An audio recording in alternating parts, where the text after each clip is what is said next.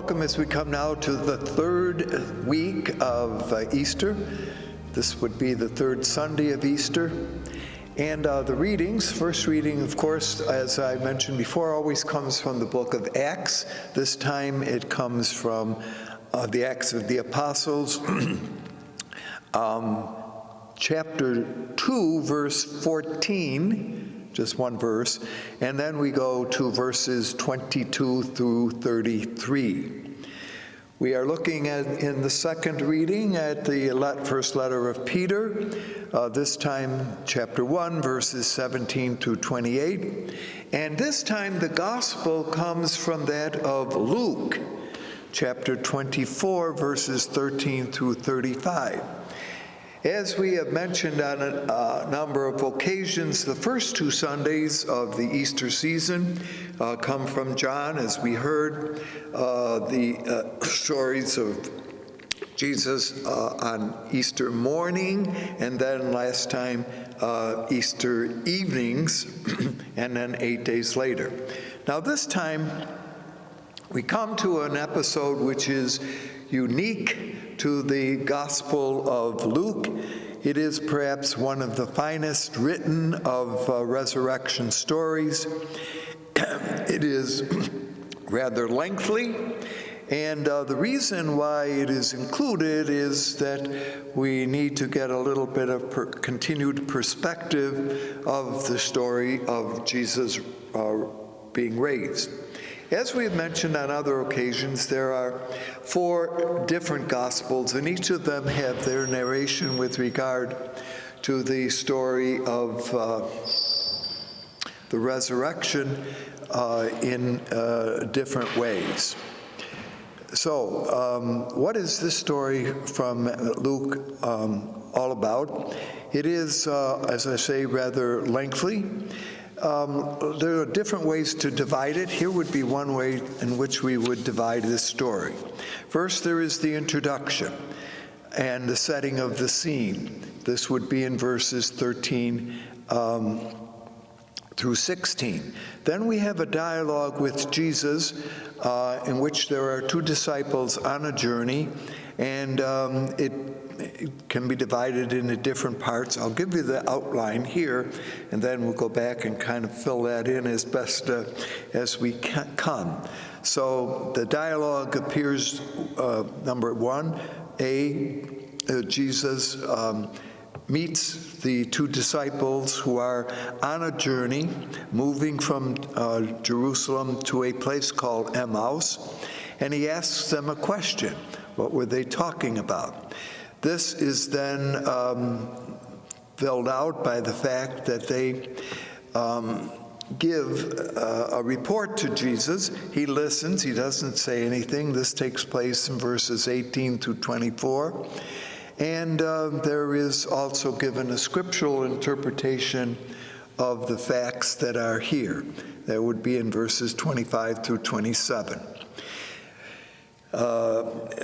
This is followed, the next part of this little episode is where there is hospitality in an inn. This is in verses 28 through 32. Again, this divides into different segments. First of all, you have the invitation that the 2 disciples stay with us. Jesus appears to be moving on. They invite him in. Then there is going to be, as we will see, the breaking of bread and a recognition of Jesus by the disciples in verses 30 through 31. And then there is a reflection that the disciples make with the disappearance of Jesus. This would be in verse 32. Then they return, and this is the latter part of this episode, to share their story of what they have experienced with the risen Jesus to the disciples. All right, so that's one way of breaking this down. So now let's analyze some of the parts that we can of this story. First of all, there are 2 disciples. Now, one of them is named Cleophas. The other is not. this has given rise to a number of discussions, just taken aside already, as to who is the unnamed disciple that is a contemporary of Cleophas. Traditionally, it has been considered to be another man. Now, again, unnamed. Who would that be? In some interpretations more recently, the thought is given that the unnamed person would be the wife of Cleophas. Now, the rationale for this, keep in mind that you can fill in this blank because there is no real factual evidence for this, would be that this was a couple who had come up to Jerusalem for the Passover. They are returning from the Passover back to wherever they were going. Now, that's one way. They simply are having fulfilled the responsibilities that every Israelite, to remember, was asked when possible to go up to Jerusalem to celebrate the three great gatherings of Jewish community, and the first of these would be that of Passover. So not necessarily, they are just returning.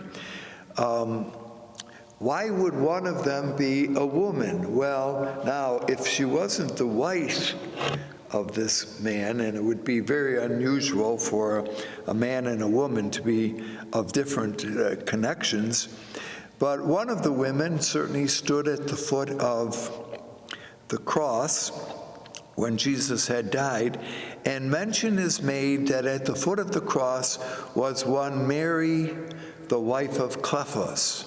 Now, is this Cleophas the same Cleophas here, who is pictured as going down on this journey to Emmaus? If that were so, well, you could see where this might work. Not everyone agrees with this, okay, this interpretation, by the way, but I do mention it because it is rather interesting. It does fit, when you think about it, a literary pattern that the gospel writer Luke likes. He likes to have a story that is centered around a man, and then he has another story that is often centered around a woman, and they are in a certain way complementary. What do I mean? For example, remember you have a story that Luke tells. Now again, we're to move into his area of literacy and expertise. He tells the story of a man who loses a sheep and looks for the lost sheep, goes in search of it, and when he finds it, rejoices, goes back and tells the whole community, "I have found the sheep which I was lost." This is immediately followed by a woman who loses coins, who searches for coins. When she finds her coins, gathers the village together, says, "Rejoice with me, I found the coin that I have lost." So you see, you have a him and her story. And that is a characteristic of the Lucan tradition. So is that why you could make the case that the other unnamed disciple is a woman? So you have a him and a her, therefore are going to be part of this great resurrection story. Just some thoughts. There is disagreement on this, and some of the most renowned interpreters here would not agree with that, although some women who, make the case that I've just suggested as really the possibility for that's who that might be. All right, so there's the background about the two disciples, who they are. And they are now approached by Jesus. Now, where does Jesus just appear? On what road they are taking, we don't know, but all of a sudden there is Jesus, and he joins them. So there is really a little triad now of journeyers. And he asks them, what are they talking about? So these two disciples, we assume were discussing things. And you can kind of smile there, husband and wife talking about issues. What are we going to do when we get home? Never mind. Okay. So, again, fill in the blank as you will. Jesus joins them. They don't recognize him. The text says their eyes were held, okay? So in a certain way, and this is typical of many resurrection stories, you remember, that when Jesus appears, the first apparition of Jesus is lack of recognition for all. Now, perhaps it's because, and we do base some of our thinking on this fact, that the resurrected Jesus has flesh and blood. He's not a spirit. He's not a ghost. He's a real person, and yet different. See, and that's what the resurrection is all about. The same, yet different. The resurrection has brought to the person of Jesus a new reality of life. It is the same Jesus, and yet, as I mentioned, different. What is this difference? When it is revealed, well, and as we will see in this story, once that's revealed, Jesus isn't there anymore. Anyway, what are the words that you throw back to one another as you are walking along? It's interesting, that's how the Greek might be translated. So now, again, this is a little bit the way in which the rabbis discuss things. They, one of the rabbis makes a statement, and then the other doesn't just agree, but maybe raises a question with it or challenges it. Remember, we have talked about this before, that the way of studying Scripture and coming to understand what the Word of God might mean is not simply to accept it because one person says it so, but it is to challenge it. And the idea is that out of the challenge comes new insights, new knowledge. It isn't a question of doubting, but it is a question of saying the facts aren't true, but it is to say that there is perhaps more to the story than originally had been the case before the proposition was given to the one person to hear. All right, so what have you been talking about? And apparently Jesus listens here. It's important to notice to what they have to say. It's interesting that Cleophas here is the spokesperson. Says, are you the only visitor to Jerusalem who has not heard of the things that have been taking place there in these days? Now, and then they go on to summarize for Jesus the things that have happened with regard to Jesus and the things that had happened. And they say, or he says, whoever the narrator here is, that we had hoped that he was the Messiah, but things had turned out very differently.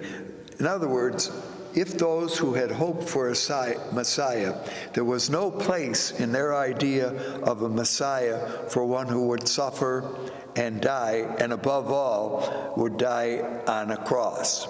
So if there were expectations of a Messiah and that Jesus might fill that role, was not what they were expecting. And then he says, but this morning, today, and it's almost given as an afterthought that he mentions, some women went to the tomb and they found it empty and the body missing. And even some of them said had a vision of angels. And but it kind of ends there. They're in the presentation that they are making to Jesus, that's the way it fades out. Now keep in mind, as we have noticed again on other occasions, the word of women was not usually taken with the same authority as it would if it were given by a man. All right, so as Jesus has heard his story, he now takes what they have said and reinterprets it, and that's what we will read about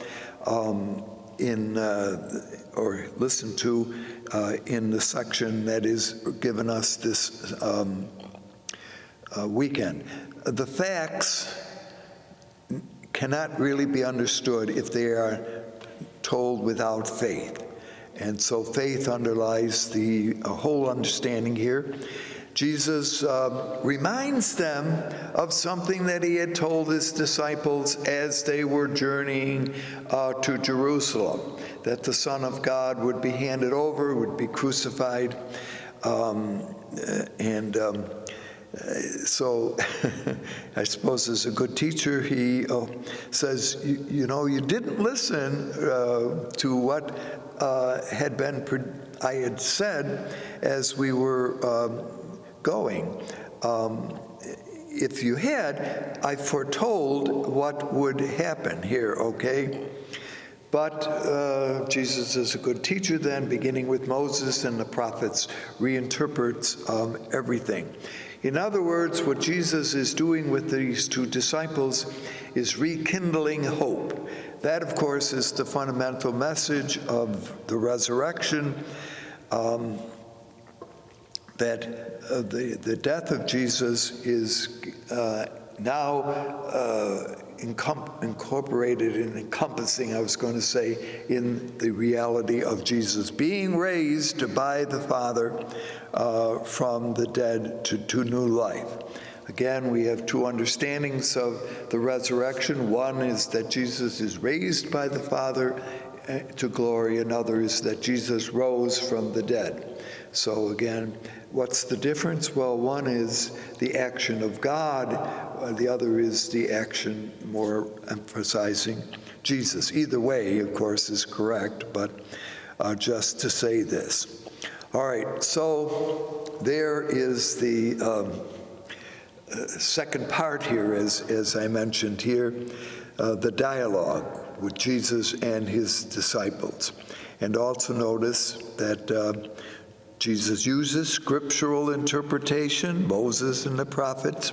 So all of this, as some begin to put this little episode of Luke into perspective, reminds one of the way in which a liturgical pattern was being developed. You have what we call today the service of the word, and isn't that what goes on? Words are given, questions are asked. Jesus gives, well, I won't say he gives a homily, but maybe he does, or a little bit of a sermon. All right, now they come to where they are going. Jesus makes, as if he were going to pass on, move on.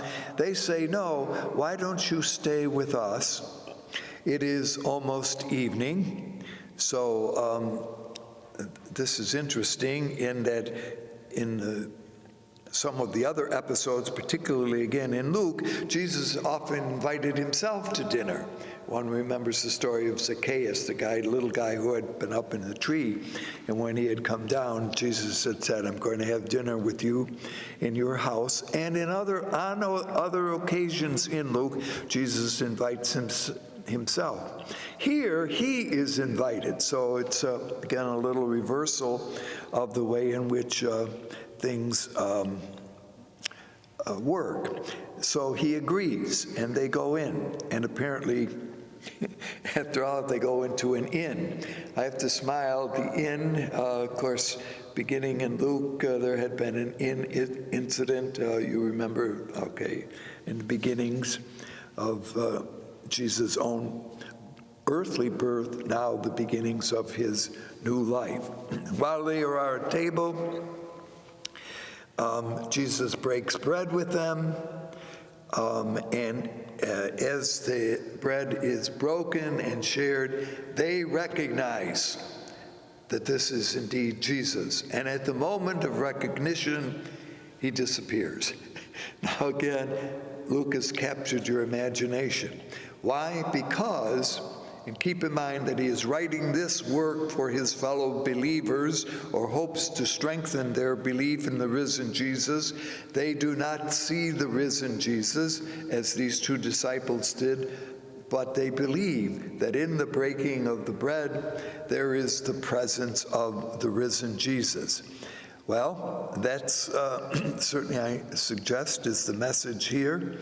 And in fact, when this happens, when Jesus is no longer present there, they say, and this is now the reflection that I mentioned, were not our hearts burning within us as he spoke with us and he was present with us? So there's a sense that Jesus' presence was real. Although they didn't recognize it, now they recognize that it truly is the risen Jesus. So, as I mentioned, is this not then what we today, and maybe even the early Christians, and in Luke's time were already saying that when the meal was celebrated with fellow believers, the real presence of Jesus was there. And so you have what certainly would be a service of the table. So you had the word, and now you had the action of Eucharist. And you can see why the pattern here, perhaps developed by Luke's community when this was written. Keep in mind, again, Luke's story is written sometime in the 80s, well after the actual event, but and we've mentioned on other occasions that Paul has frequently stressed the appearance of Jesus. So here is that story. So they are now motivated, and this ends. They return to where the others, well, were these two now disciples of the 11? And so two of them had left, because why did they know where the disciples were? Or how did they know where the disciples were? There are a lot of, if you want to think about it, fill in blanks here, but anyway, they go to the disciples, tell what had happened, and before they can even give their story, these disciples say to them, "He has appeared to Peter." So there is no account in Luke of Jesus appearing, just the risen Jesus, to Peter, but they make that statement, and it's important perhaps to notice that Peter is the first to have seen the risen Jesus. They recount what had happened to them on the journey and how they had come to recognize the Lord risen in the breaking of the bread. So again, there are some interesting details here. One of the kind of things that we might look at a little bit is, where was this place that they were going to? Luke says that the town of Ephesus Emmaus was 7 miles. Now I often, to walk 7 miles is pretty good, even if you're a fast walker. Takes a considerable time. So they, having shared at the table with the Lord, now return. They got to go back the 7 miles, even if they're fast walkers or runners, and it's almost evening. Is it already sundown? It is already dark? As I've mentioned on other occasions, there are no street lights. The roads there would be muddy or of dirt. Did they carry lanterns? How did they get back to that fast? All right, and now one of the kind of interesting discussions that has taken place with regard to this episode is the location of the place of Emmaus. And historically, there have been as many as 6 different sites given as where Emmaus was. One of them, here, I'll give you a little bit of history here, goes back to the time of the historian Eusebius, who wrote in the year 330 that it was a place known as Latrum, Latrum, and that Julius Africanus, one of the Romans, had obtained from Rome in the year 2021 a place for retired Roman soldiers to live. And that, in fact, it now became a Roman city, this place. It got a new name, Nicopolis, Nicopolis. And they said that that was the site of Emmaus. The whole city, the whole village was wiped out in the year 639 by a plague. Well, that's one thought. Another thought it was a place called Abu Ghasha, A-B-U, capital G-H-O-S-H, and that was a place located on the Jaffa Road. And the Crusaders were responsible for this because they started measuring what 60 stads, which would be 7 miles, would be from Jerusalem. And so they identified this village as Emmaus and thought that that was the right site. Well, you have to understand the Crusaders had things really mixed up with regard to places and distances. Then there was another place founded, it has a very short history, from 1114 to 1164, by a group known as the Canons of the Holy Sepulchre. And they founded a village. Now, we're not quite sure where it was, but it was founded in an agricultural region. And they said that this was the place where the disciples were journeying, okay? And then finally, there is today Emmaus, which is 4 miles from Jerusalem. Vespasian, as I said, was here. And remember that the Emperor Vespasian had been responsible for the fall of the city of Jerusalem, had assigned 800 discharged veterans to live in this place. Why the veterans would have wanted to live there near a destructive city of Jerusalem, I don't know. So the truth of the matter is today, they will take you, if you want, to a place they call Emmaus, but the reality seems to be that nobody really knows where this place was located. Did Luke know when he told this story? Or was it important because he loves journeys, and as we mentioned when we looked at the Lucan tradition in other years, one of the characteristics of Luke's style is that people are always on journeys. There were the great journeys had begun by Mary and Joseph coming from Nazareth down to Bethlehem. There was the initial journey that gave rise to Jesus being born. Could these two disciples journeying away from Jerusalem, would that fit his theme? So notice that and I have on a number of occasions kind of indicated sometimes the importance of noticing the literary style of writers and how that very nicely works to communicate the message that the gospel writer is wanting to tell. Wherever Emmaus is, the disciples journeyed away and then came back, and then we assume what? That they returned to bring the message of the risen Jesus. You have to go to the end of Luke's story here to see how that will result in an episode which we call the Ascension. But for this time, continue to explore the message of this most wonderful and longest and well-written of resurrection stories. Thank you for being with us, and hope to see you